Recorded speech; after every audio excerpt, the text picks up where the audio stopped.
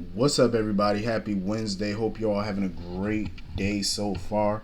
Um, Getting into this episode of YNR. Listen, honestly, and I'm gonna be very honest. I did not feel like I don't know. I guess that was supposed to be like an emotional scene with Devon, like looking around the penthouse and stuff like that, and being all emotional. And I get it because that was the last place Neil was alive, and he bought the place for him and Hillary to settle into their lives. I get it. But it was funny as hell. 'Cause I'm like, am I supposed to feel bad about this? Because I'm like, dude, you're talking about, like, he's agonizing about moving from a penthouse to a big ass mansion. I get the sentiment, but I'm like, sir, what? Like, you're talking about moving from a luxury penthouse to a luxury big ass mansion. What is there to agonize over, bruh? That's why I'm happy that he decided to give it to Lily. Because I think the penthouse suits her because, her kids are grown, they live in a whole different state or whatever. The penthouse suits her. You know what I'm saying? As we're him and Abby, they got a little son and whatnot, and they're going to need more space. You know what I mean? Because that penthouse, at some point, they're going to outgrow it. It's beautiful, but they're going to outgrow it. They got a little boy who's going to need some space to run around. So it makes sense for their new lifestyle, to just upgrade and move to a bigger home. And besides that, I think it's dope. Cause I think Catherine would love it. And I always felt like the Chancellor Mansion was just as much a part of Devon's legacy as it is Chance's, if not more. You know what I mean? Like, he should be living there. Don't get me wrong, it's a big enough mansion for where Chance could live there too, but I can understand why he wouldn't, because it would be messy for all of them to be living under the same roof. It would be a bit messy. But Chance was really getting on my nerves because I just feel like he has no emotion. Like, he shows no emotion, no real reaction to anything. It's like it's like you're staring at a blank wall when you look at Chance and the way he talk and stuff like that. It's like, show some emotion. You know what I'm saying? Get sad, get happy, get upset. Show something, show a little pizzazz, like, do something. You know what I mean? Like, he's just a brick wall with Chance. Um I really don't know what direction they're trying to go with Chance. Like, is he gonna be the new chief at some point? Like, what direction are we going with him? It looked like him and Summer might be a thing though at some point. I'm not too sure, but by the looks of it, it could happen. And if it does, God bless him, because Summer is a handful. Um but yeah, I am glad that Lily is getting, the penthouse. She needs it. Um, I will say this. I know some people don't like Audra. I get it. I know some people don't like her. I love Audra. I'm gonna tell you why. She's messy. I like her. She's messy. She's a go-getter.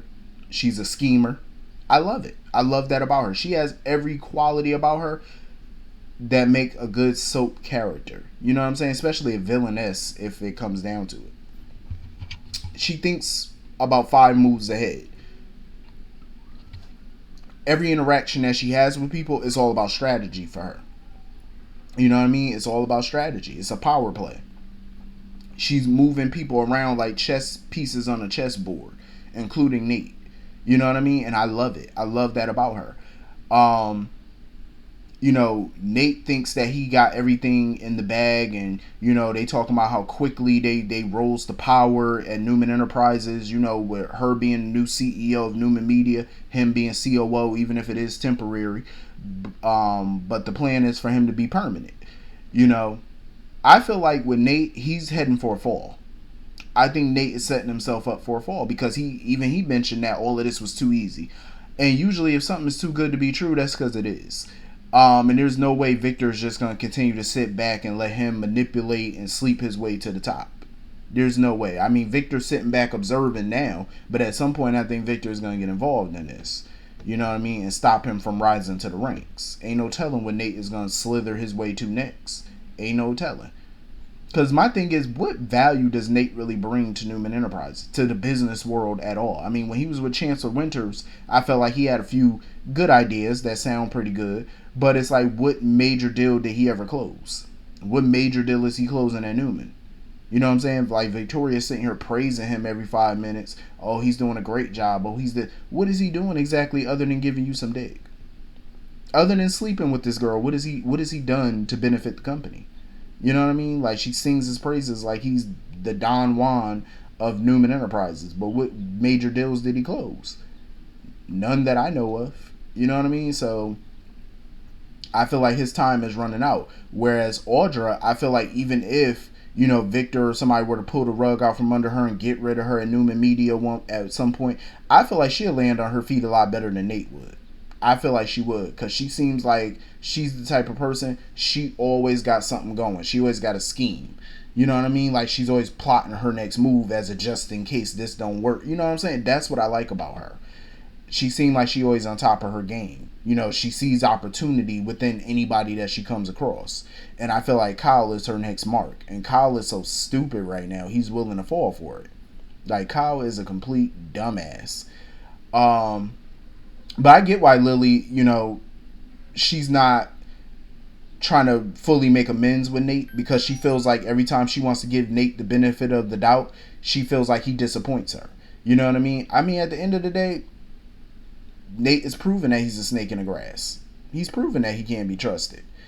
Kyle, on the other hand, I feel like Kyle is stupid. Like, Kyle is heading for a fall at this point. And I'm glad Jack pretty much forced him to resign from Marchetti, because it makes sense from a business standpoint.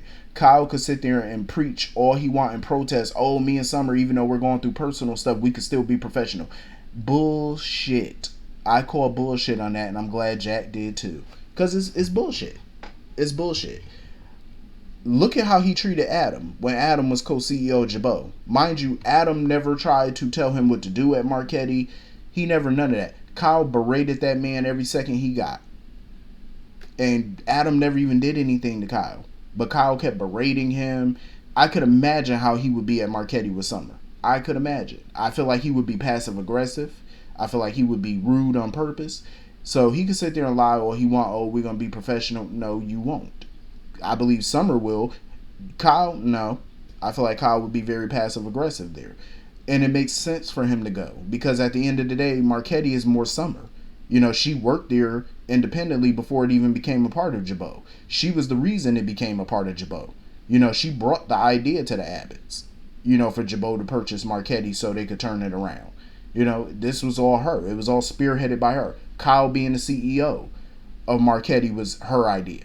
You know what I'm saying? So she should be the one running it. Even though I don't care for Summer that much, but from a business standpoint, it makes sense. She's become the brand. So from a business standpoint, Jack was spot on of keeping her at Marchetti instead of Kyle. It makes more sense.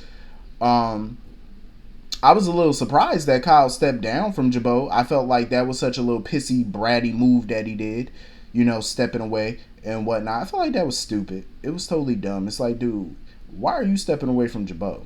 And I feel like Audra took that as an opportunity. You know what I'm saying? Once he told her, oh, Summer moved out and I'm done at Jabot. I don't have a job. I'm out of a job. I'm like, bro, you are out of a job because that was your choice. You know what I mean? Audra, I could see the wheels spinning in her head. She took that as an opportunity. And my guess is she probably going to try to get him to work at Newman. Be a part of Newman Media. Maybe as her COO or whatever the case. I think she's going to probably talk Victoria and Nate into hiring him. You know what I mean? She's going to see it as a big opportunity for her. Kyle is a simp. Like, the mere fact that he done bought this girl diamond earrings after one little sexcapade, and you buying her diamonds now? Like, he's a fool. That girl gonna have him wrapped around her finger, her well manicured finger. He don't even know he being set up to be played as a fool. And it was so funny to me that he was shocked when he walked into the house and seen Summer with her luggage.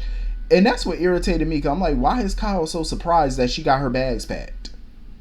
You asked her to move out. You asked her for a separation. Why are you shocked? You know what I mean? And I think a part of it is he was shocked because he expected her to continue to beg and plead for him to forgive her. And I was glad in that moment that she didn't. You know what I mean? Like, it's obvious that she wants to work out her marriage, but I'm glad she packed up her stuff. You know what I mean? And hit the road. Kyle was sitting there talking about you packed your bags pretty fast and stuff. What the hell did you expect her to do? You wanted her out. She begged you for forgiveness. You refused. She even cooked up a scheme with Diane to get you to forgive her, and you still refused. And that's another thing that pissed me off about Summer. Her blaming Diane for her marital issues. Like, how are you blaming Diane for all this? In my opinion, the fault lies with her and her mother. That's where the fault lies. Ain't nobody tell her to lie. She lied to her husband. She made those choices. So at the end of the day, you can't fault him. You know what I mean? For being upset. But I'm pretty sure once she find out that he slept with Audra, I feel like at that point, she probably not even going to want his ass back. And she better not. She better not. I feel like her and Kyle need to be done. If Kyle want to be a fool for Audra, let him be a fool. Because I'm going to enjoy this shit. I'm going to enjoy watching Audra play him like a fiddle. He deserve it. Because Kyle is such an ass. Like, he really comes off as a know-it-all smart ass. Like, he really does. You know, and Diane, I just feel like, even though I don't like Diane like that, I wouldn't even be tripping off of Summer coming at her if I was her. I wouldn't be tripping about it. I mean, Jack tried to talk to Kyle. Diane tried to talk to Kyle. Summer can't blame none of them for that. She got to blame herself at the end of the day. Like, you did that. You know? Jack can't force Kyle to forgive her. Diane can't force Kyle to forgive her. That has to be something that he wants to do. And I'm starting to feel like the more he's around Audra, the more their marriage is not going to get back on track. Because Summer seems to think, you know, she's going to let him cool down and they're going to try to work on their marriage while she get herself together. I don't think that marriage can be saved at this point. Especially if Audra got anything to say about it. It's not going to be saved. She might as well just let that shit go. Let it go. And honestly, I was laughing my ass off when Jack was sitting there talking that foolishness. Oh, the house is going to be a lot less happy without Summer being there. When was that house ever happy with Summer being there? All she ever did was pout and complain. Like, what the hell is Jack smoking? Like, sir, that house was not happy when she was staying there. I'm sorry, but what happiness? Because I didn't see it. I ain't see no happiness with Summer in that house. I'm just saying.